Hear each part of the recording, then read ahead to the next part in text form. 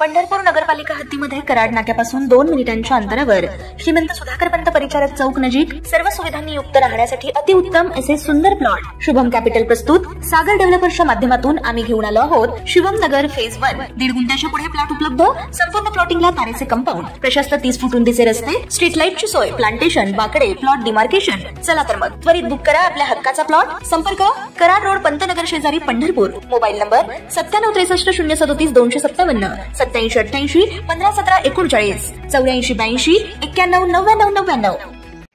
ताज्या घडामोडी पाहण्यासाठी आमच्या YouTube चॅनलवरील PVR म्हणजेच पंढरी वार्ता या न्यूजला सबस्क्राइब करा आणि शेजारील बेल आयकॉनवर क्लिक करा. राज्याचे उपमुख्यमंत्री एकनाथ शिंदे हे आज सांगोला येथे भारतरत्न डॉक्टर बाबासाहेब आंबेडकर यांच्या पूर्णाकृती पुतळा अनावरण समारंभासाठी उपस्थित राहिले होते. या प्रसंगी आयोजित आभार संवाद मेळाव्यात बोलताना उपमुख्यमंत्री एकनाथ शिंदे यांनी माजी आमदार शहाजीबापू पाटील यांना वाऱ्यावर सोडू देणार नाही, टायगर अभी जिंदा आहे असे उद्गार काढीत या मतदारसंघाच्या विविध विकास कामांसाठी मागील 2.5 वर्षात 5,500 कोटींचा निधी देण्यात आलाय. आमदार शहाजीबापू पाटील हे जनतेच्या मनातील नेते आहेत असे उद्गार काढले. विधानसभा निवडणुकीत आमदार शहाजीबापू पाटील यांचा तिरंगी लढतीत पराभव झाल्यानंतर त्यांचं राजकीय पुनर्वसन होणार का याकडे त्यांच्या समर्थकांचं लक्ष लागून राहिलं होतं. आज सांगोला येथे बोलताना उपमुख्यमंत्री एकनाथ शिंदे यांनी आमदार शहाजीबापू पाटील यांची पाठराखण करताना भविष्यातील राजकीय पुनर्वसनाचे देखील सूचक संकेत दिले असल्याचं मानलं जात आहे. खरं म्हणजे बापू खरं म्हणजे तुमच्यावर लोकांचं प्रेम बघून एकदम ओके वाटतंय.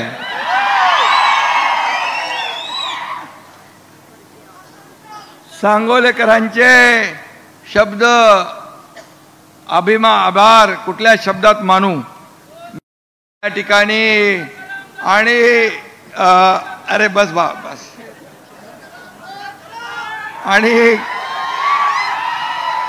म्हणून गेले काही दिवस मी आभार यात्रेच्या निमित्ताने सगळीकडे फिरतोय. इथं पण मी बापूंना ज्यांनी मतदान केलं त्या सर्व मतदारांचं देखील अभिनंदन करतो आणि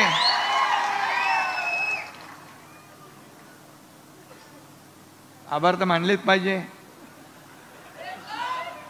आणि सांगोल्यात शहाजी बापूंना यश आलं नसलं तरी तेच तुमच्या हृदयातले नेते आहेत हे मला माहीत आहे. आणि मगाशी म्हणाले जयकुमार या आमदार असू दे नामदार असू दे काही असू दे एकनाथ शिंदे त्याच्या पाठीमागे आहे, त्याला काय चिंता काय करायची गरज. कार्यकर्ता काम करणारा असतो, त्याला हार जितीची पर्वा नसते. आपले आमदार बाबासाहेब इथं बसले, त्यांनी मला काही कामं सांगितली. मी त्यांना सांगितलं बिलकुल चिंता करू नका. एकनाथ शिंदे असा आहे की गेल्या 2.5 वर्षामध्ये कुठल्या पक्षाचा आमदाराला कधी मी बघितलं नाही. त्याचं काम कसं होईल हेच मी पाहिलं आणि तो आनंदात आपल्या मतदारसंघात जाईल आणि विकास प्रकल्प राबवेल हे मी पाहिलं. आणि म्हणून बापू तुमच्या मतदारसंघात किती पैसे आले? 5,500 कोटी रुपये आले. हे लक्षात ठेवा, आतापर्यंतच्या इतिहासात कधीच आले नव्हते. आणि जयकुमार गोरे यांनी सांगितलंय इकडं गणपतराव देशमुख आणि शहाजी बापू असेच दोघं असतात, अलटून पलटून असतात. तिसरा कोण असतो का इकडं? तिसरा कोण नाही. त्यामुळे मी आपल्याला एवढंच सांगतो, अनेकदा काम करून यश मिळत नसतं, निराश व्हायचं नाही, काम करत राहायचं. आणि म्हणून लोकांनी मला काय दिलं यापेक्षा मी लोकांना काय दिलं आणि काय देणार हे लक्षात ठेवायचं आणि काम करायचं. आणि म्हणून मी आपल्याला एवढंच सांगतो, बापू एखादी मॅच हरला म्हणून विराट कोहलीची बॅट थंड पडत नाही. पुढल्या मॅच मध्ये दुप्पट जोराने तुटून पडते आणि चॅम्पियन ट्रॉफी घरात येते. त्यामुळे चिंता करू नका. मगाशी ज्योतिताई म्हणाल्या, काय म्हणाल्या त्या गाडीमधून येताना दीपक आबांच्या बद्दल, एका गाडीत होते.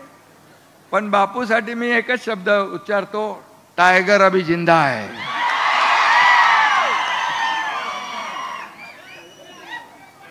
अरे त्याला काय वाऱ्यावर सोडणार नाही मी।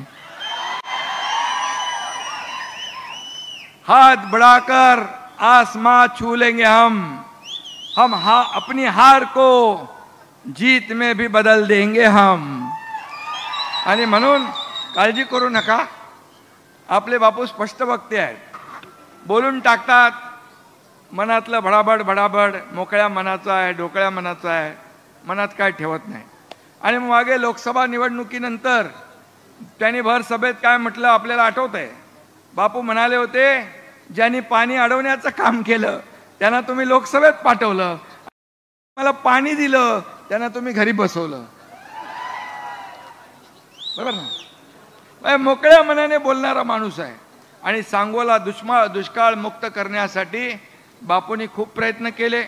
मी मुख्यमंत्री होतो त्यावेळी बापू जेव्हा मला भेटले तेव्हा त्यांच्या डोळ्यात फक्त आणि फक्त सांगोल्यासाठी पाणीच होतं।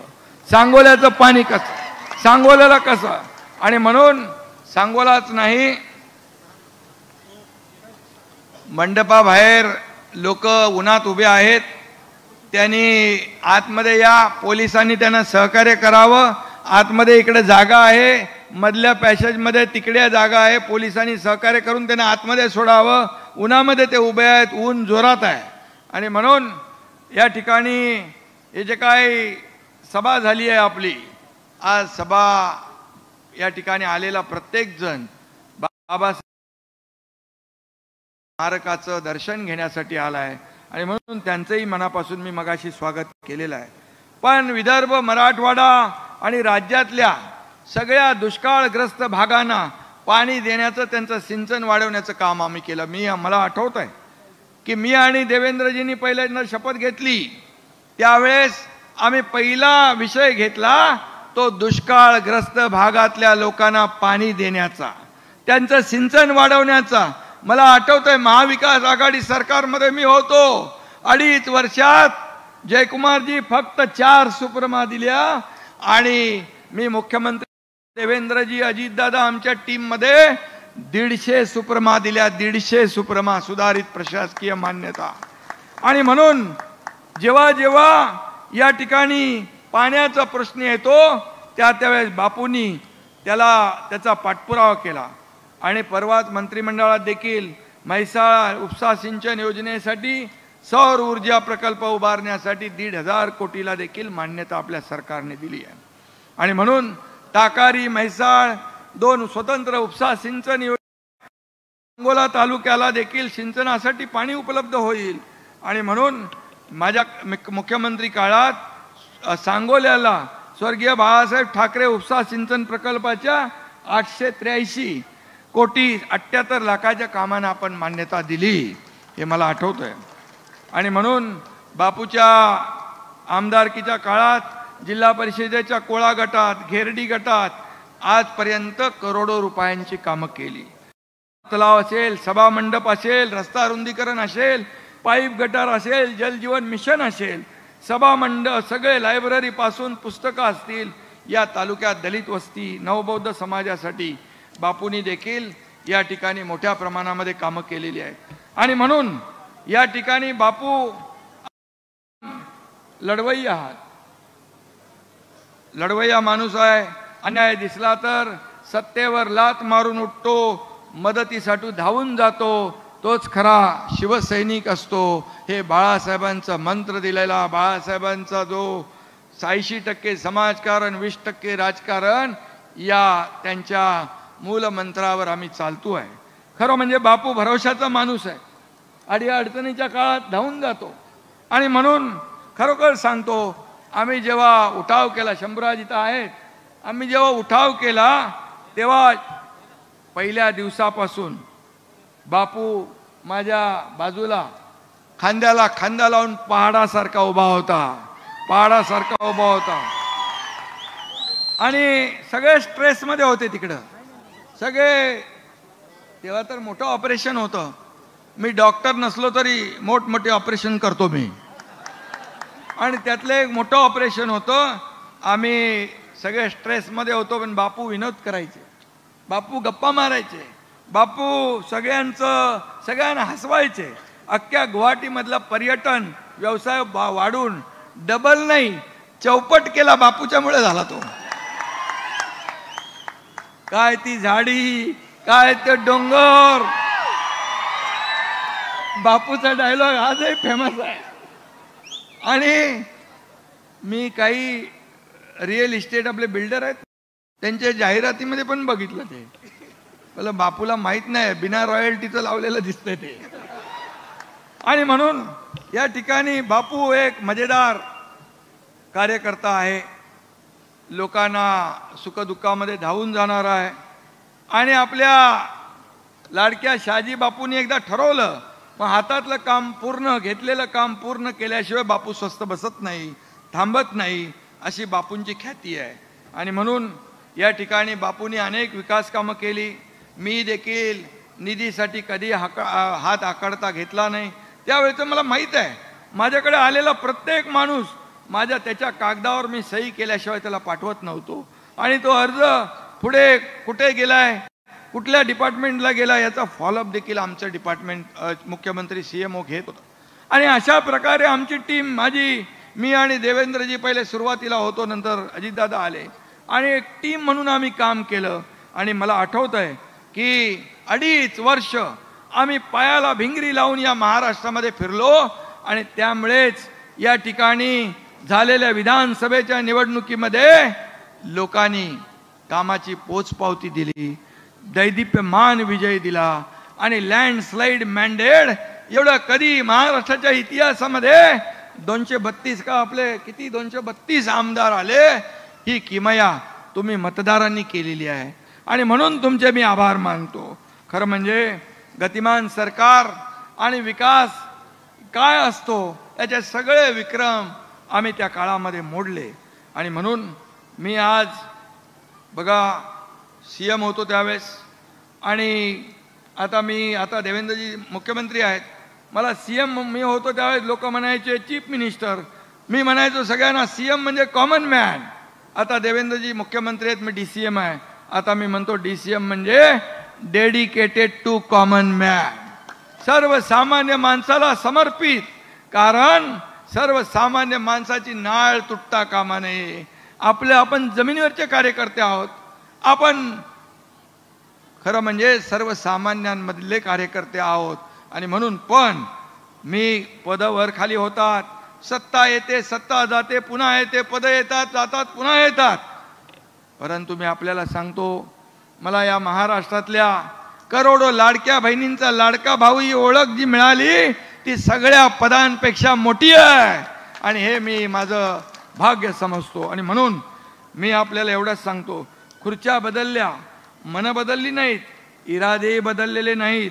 दिल वही, इरादे वही और हौसले भी वही आहे.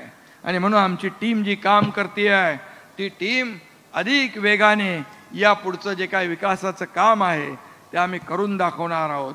कारण आमचं असं आहे, प्राण जाय पर वचन न जाय. आम्ही असं म्हणणार नाही प्रिंटिंग मिस्टेक झाली. माझ्या लाडक्या बहिणींना मी सांगून ठेवतो की तुम्हाला किती विरोधकांनी सांगितलं तरी सुद्धा लाडकी बहीण योजना कधीही बंद होणार नाही.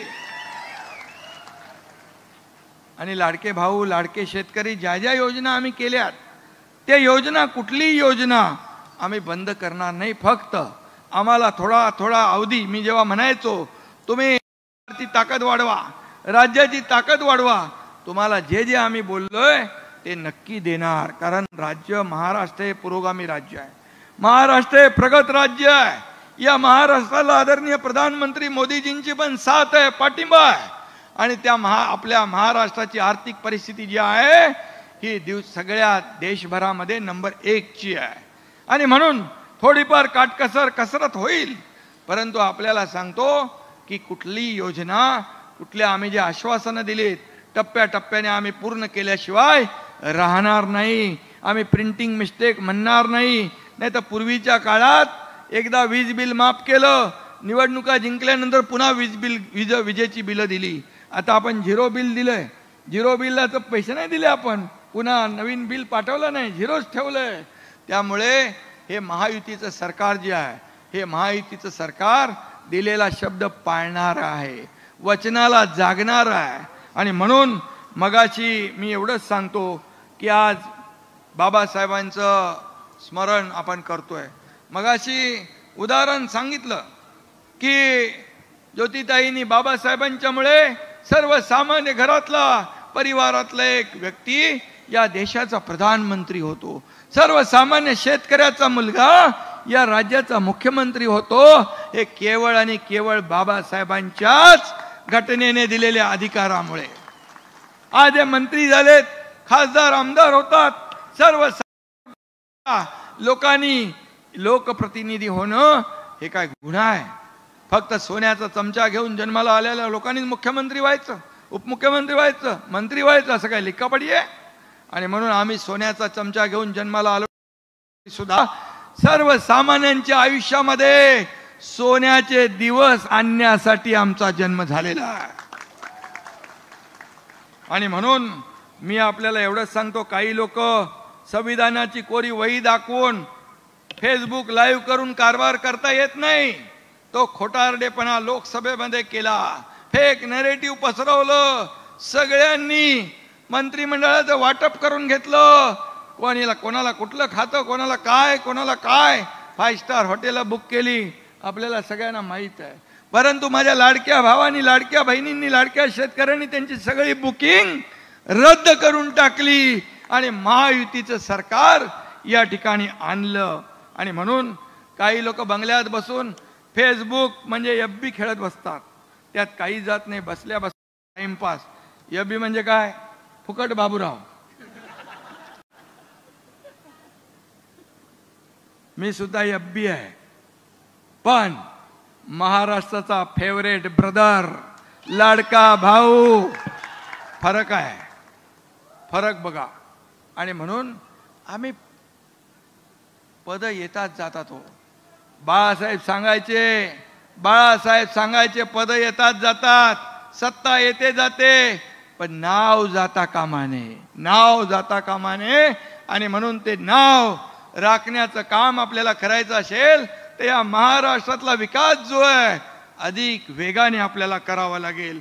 आणि म्हणून मी आपल्याला एवढंच सांगतो की शिवसेना 80 जागा लढल्या, 60 जागा जिंकल्या.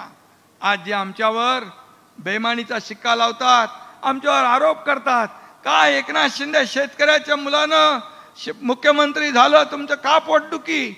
2.5 वर्षात तुम्ही घरी बसला, हा 2.5 वर्षात लोकांच्या दारात गेला, घरात गेला, शेतावर गेला, बांधावर गेला. माझ्या लाडक्या बहिणी, लाडक्या भावांसाठी, शेतकऱ्यांसाठी योजना केल्या, का पोटात दुखतंय तुमच्या? आणि म्हणून बाळासाहेब सांगायचे, कार्यकर्ता घरात नाही लोकांच्या दारात शोभून दिसतो. आणि म्हणून आम्ही शासन आपल्या दारी घेऊन आलो. का शासन आपल्या दारी? काय होतं? का योजना पूर्वी नव्हत्या? का लाभार्थी नव्हते? का लाभ नव्हते? सगळं होतं, पण सर्वसामान्य माणूस कटकट नको म्हणून ते लाभ सोडून देत होते. बांधवांनो आणि भगिनींनो, मी आपल्याला सांगतो, शासन आपल्या दारीमध्ये आम्ही तिघही जायचो, मी जायचो, देवेंद्रजी जायचे, अजितदादा आम्ही जायचो. आणि त्या ठिकाणी जागेवर अगदी दाखल्यापासून, ट्रॅक्टर पासून, पॉवर टिलर पासून, ड्रोन पासून, हार्वेस्टर पासून सगळं घराच्या किल्ली पासून आम्ही तिथं द्यायचो. मी आपल्याला सांगतो, मला समाधान आहे की 5 कोटी लोकांना शासन आपल्या दारीमधला लाभ मिळाला. 5 कोटी लोकांना. हे सगळे जे निर्णय घेतले आपण, हे सगळे निर्णय घेतले यामुळेच तुम्ही एवढ्या मोठ्या जोरदार या मतांचा वर्षाव केला. आणि म्हणून मी आपल्याला एवढंच सांगतो, काही नेते बघा, आमचं सगळं भोळा बाबड आहे. आमचा बापू पण एकदम कधी तो मनामध्ये ठेवत नाही. त्याच्याबरोबर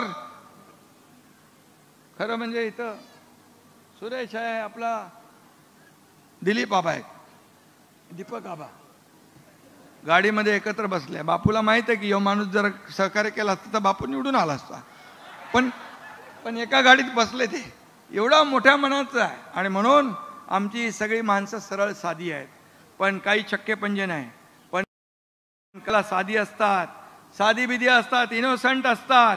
पण चेहरा भोळा आणि भानगडी 16 असे लोकही असतात. आणि त्यामुळे आपण चेहऱ्यावर जाऊ नका. मी पण चेहऱ्यावर जाऊन फसलो इतके वर्ष. आणि म्हणून मी आपल्याला एवढं सांगतो, आपल्याला काम करायचं आहे, या सांगोल्याचा विकास करायचा आहे. आणि या जिल्ह्याचा विकास करायला पालकमंत्री इकडे सक्षम आहेत. या ठिकाणी सरकार त्यांच्या पाठीशी उभं आहे. आणि म्हणून मी आपल्याला एवढं सांगतो की बापू, विकासाचं जे धोरण आहे ते तुम्ही लावलं, खऱ्या अर्थाने ते पूर्ण करण्याचं काम आपलं सरकार करेल. आणि आपण बिलकुल आता आमदार जे आहेत ते आपले सहकारी आहेत असं समजून आपण काम करा.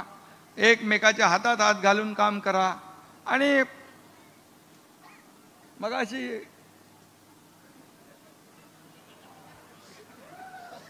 जयकुमारने सांगितलेलं आहे, इकडे 2च लोक असतात, तिसरा येत नाही.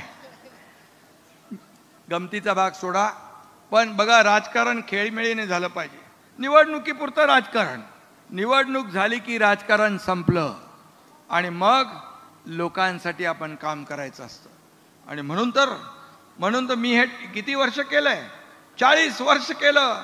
म्हणून तर मी एक शाखा प्रमुख ते राज्याचा मुख्यमंत्री होऊ शकलो, ही भूमिका ठेवली म्हणून.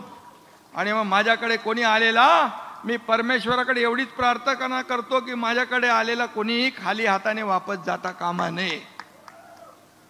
इथं देना बँक आहे, लेना बँक नाही. आणि म्हणून मगाशी अनेक उदाहरणं दिली, वर्षाची दिली, इतर दिली. आज आम्ही एक टीम म्हणून काम करतोय. आज टीम म्हणून या राज्याला पुढे नेतोय. आणि म्हणून या राज्याला नंबर 1चा आपल्याला करायचं आहे. मी पुन्हा एकदा सांगेन, आदरणीय प्रधानमंत्री मोदीजींनी 10-11 वर्षापूर्वी देशाची विकास यात्रा सुरू केली. खऱ्या अर्थानं आज आपण पाहतोय, विकास होताना पाहतोय. आपल्या देशाचं नाव जगभरामध्ये रोशन करताना पाहतोय. देशाचा नावाचा डंका जगभरात पिटताना पाहतोय. आणि याचा अभिमान आपल्याला असला पाहिजे. गेल्या 10 वर्षात देश किती बदललाय बघा आपण. बघा, आज दारिद्र्य रेषेखालची 35 कोटी लोक वर आले. 80 कोटी लोकांना मोफत राशन मिळतंय. किती लाडक्या बहिणींना जनधन योजना, लखपती दिदी, जे आपण पण लाडक्या बहिणींची योजना केली. आज कितीतरी योजना, शेतकरी सन्मान योजना, सगळ्यांच्या जीवनामध्ये बदल घडला पाहिजे. काँग्रेस म्हणायची गरिबी हटाव, गरिबी हटाव, गरिबी हटाव. गरीब हटली नाही, गरिबी नाही हटली, गरीब हटला. परंतु आपल्या या सरकारच्या काळात, केंद्र सरकार मोदीजींच्या काळात गरिबी हटवण्याचं काम केलं. सर्वसामान्य माणसाच्या जीवनामध्ये बदल घडवण्याचं काम केलं. तेच काम आपल्या राज्यामध्ये आपण करतोय. आणि म्हणूनच मी आपल्याला एवढंच सांगतो, बाकी आज जास्त काय मी कोणावर टीका करत नाही, कारण आपल्याला काम करायचं. आपण काम करणारे आहोत. या एकनाथ शिंदेवर किती आरोप केले, किती आरोप करणार. उठता बसता झोपता उठता स्वप्नात सुद्धा एकनाथ शिंदे, एकनाथ शिंदे, एकनाथ शिंदे.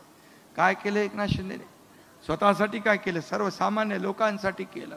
सर्वसामान्यांना न्याय देण्यासाठी केलं. या महाराष्ट्रातला प्रत्येक घटक सुखी झाला पाहिजे यासाठी आपण धडपड केली. आणि म्हणूनच मला आपल्याला एवढंच सांगतो की परवा मला इथून जवळच समाधान पंढरपूरचे आमदार आहेत. मला जगद्गुरू संत तुकाराम महाराजांचा राष्ट्रगौरव पुरस्कार मिळाला. संत तुकाराम महाराजांचा पुरस्कार मिळाला, मला फार समाधान वाटलं. त्यापूर्वी दिल्लीमध्ये शूरवीर महापराक्रमी महादजी शिंदे पुरस्कार मिळाला. आणि या महापुरुषांचा पुरस्कार मिळणं हे देखील माझ्यासाठी भाग्याचं आहे. त्याचबरोबर गेल्या आठवड्यात कुठलं इंडियन एक्सप्रेसमध्ये 100 पॉवरफुल माणसांच्या लिस्टमध्ये देखील माझं नाव होतं. मी काय स्वतःची तारीफ करत नाही. मी मुख्यमंत्री नसताना मिळालेले पुरस्कार आहेत. हे तुमचे पुरस्कार आहेत, हे जनतेला मिळालेले पुरस्कार आहेत. आणि म्हणून मी जेव्हा जेव्हा मला जे पुरस्कार मिळतात मी ते जनतेला सुपूर्द करतो, जनतेला अर्पण करतो. हे मी एक असा कार्यकर्ता आहे.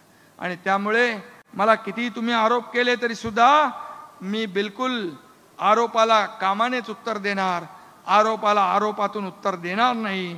आणि म्हणून मी बाकी काय आज बोलत नाही, पण या शिवसेनेमध्ये बाळासाहेबांच्या विचारांची शिवसेना पुढे नेण्याचं काम, आज बाबासाहेबांचं स्मरण करतोय आपण. आज 14 एप्रिल बाबासाहेबांची जयंती आता पुढे येते, त्याचं औचित्य साधून आपण या स्मारकाचं आज भव्य दिव्य असं लोकार्पण केलंय. आज आपण मुंबईमध्ये हिंदू मिल या ठिकाणी बाबासाहेबांचं स्मारक करतोय. ते जगाला हेवा वाटावं असं स्मारक हिंदू मिलमध्ये आपलं सरकार करतोय. बाबासाहेब जिथं जिथं राहिले, लंडन मधलं घर बाबासाहेबांचं आपल्या सरकारने त्याचं स्मारक केलं. बाबासाहेबांच्या जिथं जिथं पाऊल खुणा आहेत, बाबासाहेबांच्या जिथं जिथं बाबासाहेब गेले, बाबासाहेबांच्या त्या आठवणी जिवंत करण्याचं काम, त्याचं स्मारकात रूपांतर करण्याचं काम आपल्या सरकारने केलं. बाबासाहेबांना किती लोकांनी त्रास दिला आपल्याला माहित आहे. जे बाबासाहेबांचं संविधान म्हणून संविधान खतरे में म्हणणारे, बाबासाहेबांना निवडणुकीमध्ये पराभूत करणारे हेच लोक होते. बाबासाहेब देखील म्हणायचे, काँग्रेसचे जळकं घर आहे, सावध राहा. बाबासाहेबांचं स्मारक, बाबासाहेबांची आठवणी, बाबासाहेबांचं जे काही म्हणजे मोठेपण आहे, ते मोठेपण बाबासाहेबांनी घटना लिहिली. अनेक देशाच्या घटनांचा अभ्यास करून बाबासाहेबांनी सर्वोत्कृष्ट घटना आपल्या देशाची लिहिली. आणि त्याचा आदर्श घेऊन आज केंद्र सरकार काम करतंय, मोदीजी काम करतायत, इथं आपलं महायुतीचं सरकार काम करतंय. बाबासाहेबांच्या आदर्शावर आपण चालतोय. म्हणूनच सर्वसामान्य माणूस, दलित, शोषित, पीडित हा मुख्य प्रवाहामध्ये आला पाहिजे. त्याला न्याय मिळाला पाहिजे, त्याचं जीवन बदललं पाहिजे, त्याच्या आयुष्यामध्ये चांगले सोन्याचे दिवस आले पाहिजे. हे काम आपण करतोय. आणि म्हणून हे राज्य आता सगळ्या क्षेत्रात पुढे आहे, एक नंबरला आहे. आता मध्ये मी जेव्हा दावोसला गेलो तेव्हा 2 वेळा 7.5-8 लाख कोटी रुपयाची आपण इन्व्हेस्टमेंट आणली. आता देवेंद्रजी गेले 15 लाख कोटीची इन्व्हेस्टमेंट आणली. 25 ते 26 लाख कोटी, 25 ते 26 लाख लोकांना रोजगार मिळतोय. परवा आम्ही मुंबईमध्ये केले. खूप मोठ्या प्रमाणावर लोक येत आहेत. आपल्या राज्यामध्ये इंडस्ट्री फ्रेंडली स्टेट झालेला आहे. आपल्या राज्यामध्ये उद्योग आले तर तुम्हाला नोकऱ्या मिळणार. इथं MIDC आहे की नाही? MIDC बापू आपल्या इकडं जर तुम्ही जागा दिली तर उद्योग मंत्र्यांना मी सांगेन की MIDC देखील आपल्या इथं झाली पाहिजे. पालकमंत्री महोदय आपण पाठपुरावा करा, आमदार आहेत. आणि म्हणून बापू या ठिकाणी आपलं हे सरकार जे आहे रिझन देणारं नाही, और डिसिजन घेणारं सरकार आहे, रिझन देणारं नाही, ऑन द स्पॉट डिसिजन घेणारं आहे. आणि म्हणून मी आपल्याला एवढंच सांगतो, आमच्या लाडक्या बहिणी, लाडके भाऊ, लाडके शेतकरी, लाडके ज्येष्ठ या सगळ्यांचं मनापासून मी अभिनंदन करतो. आणि पुन्हा एकदा एवढंच मी सांगतो की शहाजी बापू आपण जरी पराभूत झाला असाल तरी जबाबदारी आपली संपलेली नाही. बघा लोकांमध्ये किती तुमच्याबद्दल क्रेज आहे. मी रस्त्यावर येताना पाहिलं तुमच्याबद्दल किती क्रेज आहे लोकांच्या मनामध्ये. खरी लढाई तर आता सुरू झालेली आहे. आणि त्यामुळे मी आपल्याला सांगतो, तुम्हाला इथं आता पक्ष म्हणून मी सांगतो, शिवसेना वाढीचं काम तुम्ही करताय. गाव तिथे शिवसेना, घर तिथे शिवसैनिक, या सगळ्या गोष्टी आपण करता. आता महायुती आहे, आपलं महायुतीचं हे व्यासपीठ आहे. आणि म्हणून महायुती मजबूत करण्यासाठी येणाऱ्या प्रत्येक निवडणुका आपल्याला जिंकायची आहेत. आणि म्हणून त्यासाठी एवढंच सांगतो, बापूंना देखील मी असं मोकळं ठेवणार नाही, बापूला देखील जबाबदारी देईन. आणि त्यासाठी मी आपल्याला पुन्हा एकदा, आपण एक मोठं पुण्याचं काम आज केलं. बाबांचं स्मारक इथं मला आल्यानंतर कळलं की त्या मुख्यमंत्री असताना 2 कोटी रुपये पुतळ्याला, मला तर आठवतही नाही, कारण मी कधी काम बघितलं नाही. कुठलं काम आहे बाबा, हे काम आहे कसं, आणि कुठल्याही ह्याच्यावर मी कधीही कुणाला किती पैसे दिले फक्त एवढी जाणीव मला होती. माझं या हाताला दिलेलं या हाताला कधी कळू दिलं नाही मी. माझी पद्धत आहे. आणि म्हणून मगाशी मी आरोग्य शिबिरात गेलो, तिथे आरोग्य शिबिरामध्ये तुडुंब गर्दी होती. तेही मी आपल्याला सांगतो, महाविकास आघाडीच्या काळात 2.5 वर्षात 3 कोटी रुपये दिले होते.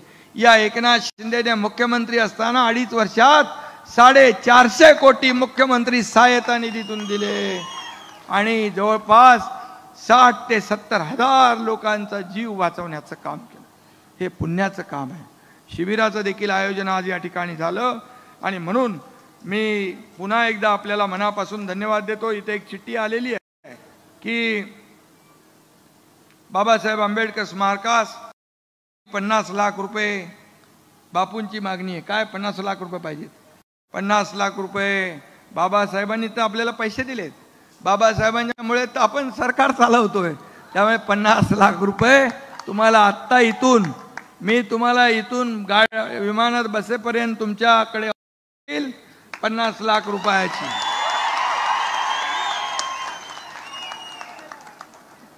त्यामुळे मी पुन्हा एकदा आपल्याला मनापासून सगळ्यांना धन्यवाद देतो. आपण या ठिकाणी अगदी तिथे नजर पोचत नाही तिथपर्यंत या ठिकाणी लोक उभे आहेत. त्या सगळ्यांचं मनापासून आपल्याला धन्यवाद देतो. बापू, तुमचं पुन्हा एकदा मनापासून अभिनंदन. बापूकडून लक्षात घेतलं पाहिजे की मनाचा मोठेपणा कसा ठेवायचा असतो. माझं आणखी मन मोठं होणार आहे तुमच्याकडे बघून. त्यामुळे पुन्हा एकदा शुभेच्छा, धन्यवाद. जय हिंद, जय महाराष्ट्र, जय भीम.